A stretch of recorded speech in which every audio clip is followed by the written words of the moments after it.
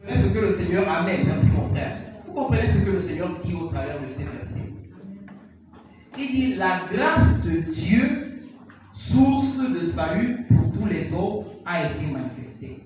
Et il personnifie ici la grâce. La grâce, c'est une personne, Jésus. C'est l'œuvre de Jésus en nous. C'est Jésus et son œuvre en nous. La grâce de Dieu. Et regardez, la grâce de Dieu nous enseigne. Voilà pourquoi nous ne sommes pas passifs. Elle nous enseigne. Parce que c'est quelque chose qu'elle produit en nous. Parce que quand Dieu produit une nouvelle vie en nous, il met en nous son esprit.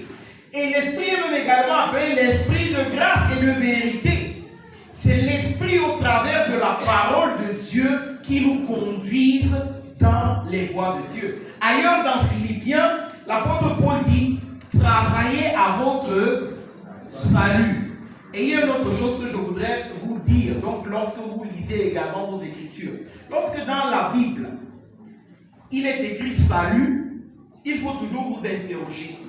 De quel aspect du salut les Écritures sont en train de parler dans ce contexte?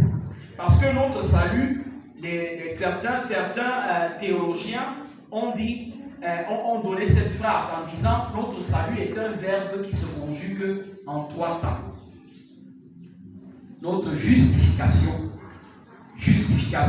c'est-à-dire que nous avons été déclarés par la foi en Jésus-Christ, juste devant Dieu, à cause de la foi que nous avons reposée en son sacrifice. Et cela est inamovible, quelque chose qu'on ne peut plus nous retirer, parce que nous avons déposé notre foi en Jésus. Nous nous sommes repentis de nos péchés, nous avons déposé notre foi en Jésus, et Jésus-Christ nous a revêtus de sa justice. L'échange fameuse qui se passe à la croix.